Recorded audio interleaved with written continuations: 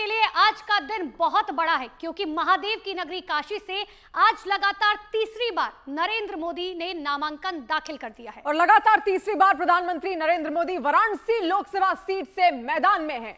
नामांकन दाखिल करने से पहले प्रधानमंत्री नरेंद्र मोदी ने आज गंगा पूजन किया और इसके बाद प्रधानमंत्री नरेंद्र मोदी काशी कोतवाल काल भैरव का आशीर्वाद लेने पहुंचे, जिसके बाद प्रधानमंत्री नरेंद्र मोदी ने कलेक्ट्रेट पहुंचकर अपना नामांकन दाखिल किया। उसकी तस्वीर भी हम आपको दिखा रहे हैं और इस दौरान प्रधानमंत्री के साथ प्रस्तावक और उत्तर प्रदेश के मुख्यमंत्री योगी आदित्यनाथ भी मौजूद रहे।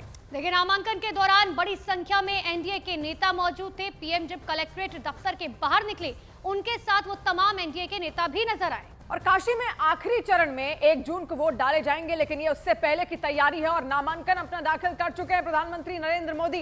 एक बार फिर से वो तैयार हैं कि जो जनता है काशी की, उसका वो आशीर्वाद प्राप्त कर सके और उसके लिए 2 दिन का ये पूरा उनका दौरा था काशी का, जहां पर गंगा घाट भी वो गए और तमाम प्रबुद्ध जनों से उनकी मुलाकात भी हुई और उसके बाद वो अपना नॉमिनेशन फाइल करते हैं। 2014 में प्रधानमंत्री नरेंद्र मोदी ने कहा था मां गंगा ने मुझे बुलाया है और ये 4 तस्वीरें आपको दिखा रहे हैं। देखिए एनडीए का शक्ति प्रदर्शन, तमाम बड़े नेता जो है एनडीए के आपको नजर आएंगे, जिसमें गृह मंत्री अमित शाह के साथ साथ जेपी नड्डा, एकनाथ शिंदे, चंद्रबाबू नायडू। दूसरी तस्वीर पीएम के नामांकन की। तीसरी तस्वीर में नेताओं से जो है प्रधानमंत्री मुलाकात करते हुए नजर आए और चौथी तस्वीर आपको दिखा रहे हैं कन्वेंशन सेंटर की, जहां पर प्रधानमंत्री नरेंद्र मोदी का सम्मान किया गया उन एनडीए के नेताओं की तरफ से। और इस वक्त हमारे साथ शालिनी भी जुड़ी हुई है लगातार काशी से और अमित पांडे भी हमारे साथ जुड़े हुए हैं। सबसे पहले शालिनी, आपका रुख करेंगे। प्रधानमंत्री नरेंद्र मोदी का ये पूरा 2 दिन का दौरा था और अब प्रधानमंत्री का आगे का जो कार्यक्रम है वो क्या कुछ है? क्या प्रबुद्ध जनों से उनकी मुलाकात हो चुकी है? आगे क्या और कार्यक्रम? अभी भी प्रधानमंत्री अंदर ही हैं, कन्वेंशन सेंटर के बाहर इस वक्त मैं मौजूद हूं। प्रधानमंत्री कार्यकर्ताओं के साथ मिल रहे हैं, उन्हें बता रहे, देखिए प्रधानमंत्री का जो कार्य था वो तो पूरा हो चुका है। काशी की जनता से मिलना, संवाद करना, बीते 10 सालों का विकास। अब जो इसके आगे का काम है वो जो बीजेपी के कार्यकर्ता है उन्हें करना है, काशी की जनता को करना है। 10 सालों का ये जो संबंध है ये प्रगाढ़ता की ओर आगे और बढ़े। प्रधानमंत्री का पूरा जो कार्य है वो समाप्त हो चुका है और इसके बाद अब जो काशी का ये 2 दिवसीय दौरा था वो प्रधानमंत्री का समाप्ति की ओर रहने वाला है। लेकिन आगे का काम इन्हीं कार्यकर्ताओं को करना है जिन्हें अंदर प्रधानमंत्री अभी समझाते हुए या बात करते हुए या उनका हालचाल लेते हुए दिखाई दे रहे हैं। तो इसी के साथ समाप्त हो जाएगा। लेकिन एक चीज इसमें जो गौर करने वाली है, क्योंकि देखिए चुनावों का वक्त है, काशी की जनता ने वो दौर भी देखा है जब यहाँ पर बॉम्ब ब्लास्ट हुआ करते थे और काशी की जनता आज वो दौर भी देख रही है जब प्रधानमंत्री बड़े आराम से सड़कों के ऊपर चल रहे हैं, घाट पर जा रहे हैं, मंदिरों में दर्शन कर रहे हैं। तो कानून व्यवस्था सही है, दहशत जो पहले काशी की जनता में होती थी वो नहीं है। तस्वीर पूरी बदल चुकी है और वो पूरा श्रेय वाराणसी की जनता प्रधानमंत्री नरेंद्र मोदी को ही देती है। तो लोगों के साथ मिलना मिलाना, अपनापन, उनके गिफ्ट को लेना देना, वो सब कुछ अब हो चुका है। और इसीलिए तो यही वजह है कि काशी की जनता इस तरीके से बेटे की तरह से प्रधानमंत्री नरेंद्र मोदी को जो है ट्वीट करती है, उन्हें प्यार करती है। मेरे सहयोगी अमित पांडे भी मेरे साथ लगातार बने हुए हैं। अमित, आज हमने कई तस्वीरें देखी, लेकिन एक तस्वीर का खास तौर पर जिक्र करें जहां पर एनडीए का शक्ति प्रदर्शन नजर आ रहा है। तराजू में तोलकर देखा जाए तो एक दिल्ली की वो तस्वीर जहां विपक्ष एक तरफ था और यहां एनडीए की तस्वीर, क्या कहेंगे इस पर?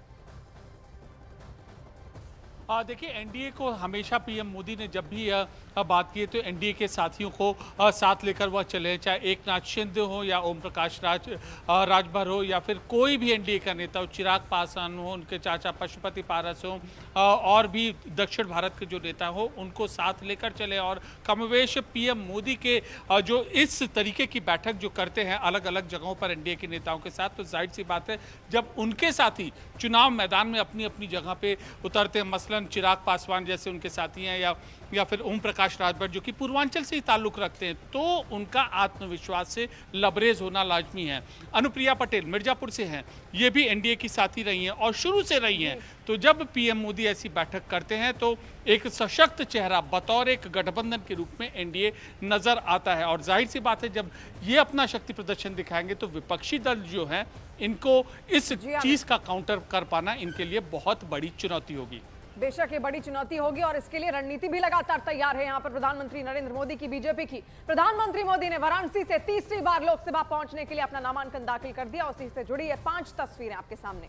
देखिए 5 तस्वीरों में आपको दिखा रहे हैं नामांकन के दौरान उनके साथ सीएम योगी आदित्यनाथ मौजूद रहे। इससे पहले पीएम ने काल भैरव मंदिर में पूजा अर्चना की और दशाश्वमेध घाट पर गंगा पूजन भी किया। वहीं प्रधानमंत्री के नामांकन में शामिल होने के लिए कई सीएम समेत केंद्रीय मंत्री, अलग अलग पार्टी के नेता मौजूद हैं। तो ये 5 तस्वीरों में जरिए आप समझिए कि आखिर सुबह से जो है क्या कुछ हुआ है। प्रधानमंत्री नरेंद्र मोदी ने नामांकन किया, कलेक्ट्रेट ऑफिस पहुंचे, गंगा पूजन किया, काल भैरव मंदिर भी पहुंचे और नामांकन में तमाम बड़े दिग्गज केंद्रीय मंत्रियों के साथ साथ कई प्रदेशों के मुख्यमंत्री जो हैं वो भी वहां पर मौजूद थे। तो प्रधानमंत्री नरेंद्र मोदी ने वाराणसी से नामांकन दाखिल कर दिया है। प्रधानमंत्री मोदी तीसरी बार वाराणसी के रण में उतर रहे हैं और ये आपको 3 तस्वीरें दिखा रहे हैं। आपको 2014 और 2019 की भी तस्वीर दिखा रहे हैं जब उन्होंने वाराणसी संसदीय सीट से ही अपना नामांकन दाखिल किया था। और 2014 में प्रधानमंत्री मोदी ने पहली बार वाराणसी से नामांकन दाखिल किया था। साल 2019 में पीएम नरेंद्र मोदी ने दूसरी बार वाराणसी से नामांकन दाखिल किया।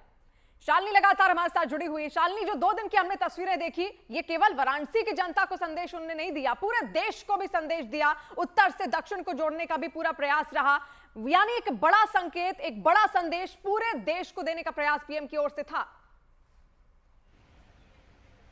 बिल्कुल, और आपने ये जो कहा कि काशी से देश को मैसेज देने की कोशिश है। देखिए विकास हुआ है काशी में और उसे जनता देखे या यहाँ आने वाले लोग महसूस करें, वो एक तरफ है। मैं एक चीज कहना चाहूंगी, चुनावों के समय लोग ये जोड़ते हैं, या 2014 में भी जोड़ा गया था कि काशी क्यों, प्रधानमंत्री काशी क्यों आए, या यहाँ आए तो बीजेपी को उससे क्या फायदा मिलेगा, कैसे पूर्वांचल को साथ लिया जाएगा, कैसे जो सीटों की संख्या है वो बढ़ जाएगी। क्या किसी ने ये सोचा कि काशी को इससे क्या मिला, प्रधानमंत्री के काशी आने से बीजेपी को क्या मिला, ये एक अलग बात है। लेकिन देश के लिहाज से अगर बात करें, हम पूर्वांचल के लिहाज से बात करें तो काशी को क्या क्या मिला है, कैसे पूरा उसका जीर्णोद्धार हो गया, इस बारे में आखिर कोई चर्चा क्यों नहीं करता है। प्रधानमंत्री को जो प्यार काशी में मिल रहा है, देखिए वो काशी है, ये वो वाराणसी है जिसने अपना प्रारब्ध मान लिया था कि इन्हीं तंग गलियों से गुजरना है, कभी विकास होगा नहीं। मानो सारा का सारा दारोमदार पहले ही छोड़ दिया गया था प्रधानमंत्री के ऊपर कि भाई ऐसा ही कोई नेता आएगा फिर उसके बाद चमत्कार होगा। वो प्रारब्ध जो काशी की जनता अपना मान चुकी थी कि अब तो ऐसे ही रहना है, वो काशी आज जगमग दिखाई दे रही है।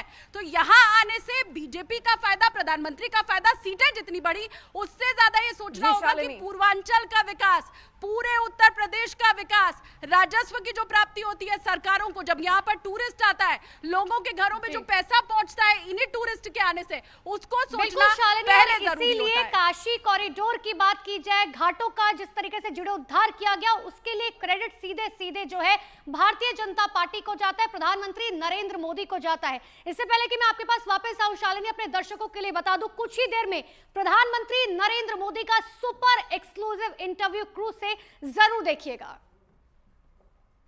तो नामांकन से पहले प्रधानमंत्री नरेंद्र मोदी ने आज गंगा सप्तमी पर गंगा पूजन किया। ये 4 तस्वीरें आपके सामने हैं। जिस दौरान उन्होंने गंगा पूजन किया उस दौरान की ये 4 तस्वीरें हैं, किस तरीके से मां गंगा का भी आशीर्वाद वो लेते हुए आगे बढ़ रहे थे और उसके बाद प्रबुद्ध जनों के साथ उनकी मुलाकात होती है। काल भैरव के भी वो दर्शन करने जाते हैं, जहां पर काशी के कोतवाल कहा जाता है काल भैरव को, और ऐसे में तमाम विघ्नों का एक तरीके से नाश करते हुए उनके जो कष्ट हैं वो दूर हो जाएं, तमाम आशीर्वाद काशी की जनता का लेते हुए प्रधानमंत्री नरेंद्र मोदी की आज की 4 बेहद महत्वपूर्ण तस्वीरें। तो इसी गंगा किनारे के क्रूज पर न्यूज 18 इंडिया को सुपर एक्सक्लूसिव इंटरव्यू प्रधानमंत्री नरेंद्र मोदी ने दिया है। वो आपसे कुछ ही देर बाद आप जरूर देख पाएंगे, लेकिन ये 4 तस्वीर आप सुबह से देखिए जहां पे दशाश्वमेध घाट पर प्रधानमंत्री नरेंद्र मोदी पूजा अर्चना करते हुए नजर आए, मां गंगा को फूल चढ़ाया। महादेव की नगरी काशी सियासत की दिशा तय करती है। 2014 का चुनाव देखिए, 2019 का चुनाव देखिए और अब 2024 का। बिल्कुल, और पीएम जब जब चुनावी समर में काशी का कूच करते हैं, सियासत की हवाएं एकदम बदल जाती हैं। क्या है वाराणसी का सियासी प्रभाव, अब आपको हम दिखाते हैं।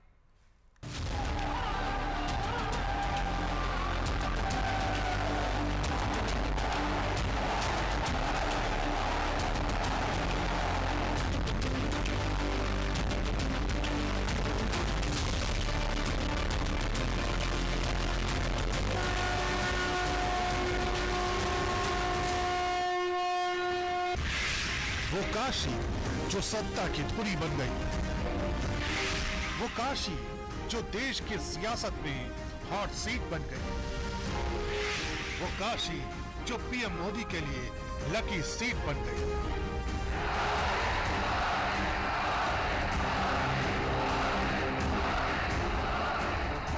दिल्ली की सियासत का रास्ता यूपी से होकर गुजरता है और उसी यूपी के पूरब में है महादेव शिव की नगरी काशी। वो वीवीआईपी सीट जो पूरब की पॉलिटिक्स का एपिसेंटर मानी जाती है, यानी जो काशी ने तय कर दिया वो समझिए हो गया।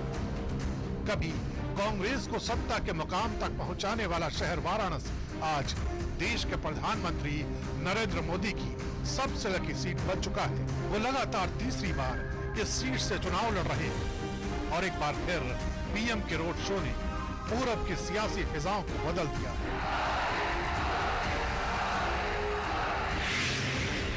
1991 से 2019 के चुनावों तक बीजेपी इस सीट पर 7 बार चुनाव जीत चुकी है। इस दौरान सिर्फ 2004 में कांग्रेस ने यहां से जीत दर्ज की थी। तब 15 साल बाद कांग्रेस ने वापसी की। साल 2009 के लोकसभा चुनावों में वाराणसी सीट देश की वीवीआईपी सीटों में शामिल हो गई, जब बीजेपी के पूर्व राष्ट्रीय अध्यक्ष और पूर्व केंद्रीय मंत्री डॉक्टर मुरली मनोहर जोशी ने बीएसपी के टिकट पर चुनाव लड़ रहे मुख्तार अंसारी को हरा दिया था। काशी का गणित बताता है कि यहाँ हिंदुओं की आबादी 75% है, 20% मुस्लिम, 5% सभी अन्य धर्म के मानने वाले। इस लोकसभा सीट की 65% आबादी शहरी है और 35% ग्रामीण, जिसमें अनुसूचित जाति के लोग 10% हैं। जनजातियों का प्रतिशत भी 0.7% है। यानी काशी हिंदुत्व का ऐसा गढ़ रही है जहां की धमक का असर पूर्वांचल की कई सीटों पर होता है। मिर्जापुर, चंदौली, जौनपुर, गाजीपुर जैसी सीटों पर वाराणसी का रिएक्शन साफ दिखता है। यानी काशी से दिया गया संदेश वोटर्स की एक मास ब्रिगेड तैयार करता है, जो ब्रिगेड लहर के साथ चलती है। आप लोगों के परिश्रम से आज काशी को नित्य नूतन बनाने का अभियान लगातार जारी है। साथियों, काशी और पूर्वांचल में कुछ भी अच्छा होता है तो मुझे आनंद होना बहुत स्वाभाविक है। बीते 10 साल में बनारस के विकास की स्पीड भी कई गुना बढ़ी है। 2014 के चुनावों से लेकर 2019 के आम चुनावों में काशी ने ही यह तस्वीर साफ की कि बीजेपी के लिए जीत का मार्जिन कितना बड़ा होने वाला है। लेकिन सवाल ये भी है कि आखिर तीसरी बार भी पीएम ने वाराणसी को ही क्यों चुना। इसे भी समझते हैं। बिहार, यूपी, मध्य प्रदेश जैसे हिंदी भाषी राज्यों के लिए काशी हिंदू हार्टलैंड से कम नहीं। यहाँ के लोगों की काशी में अगाध आस्था, सनातन धर्म के प्रवाह का त्रिकोण अयोध्या, प्रयाग और काशी को ही माना जाता है।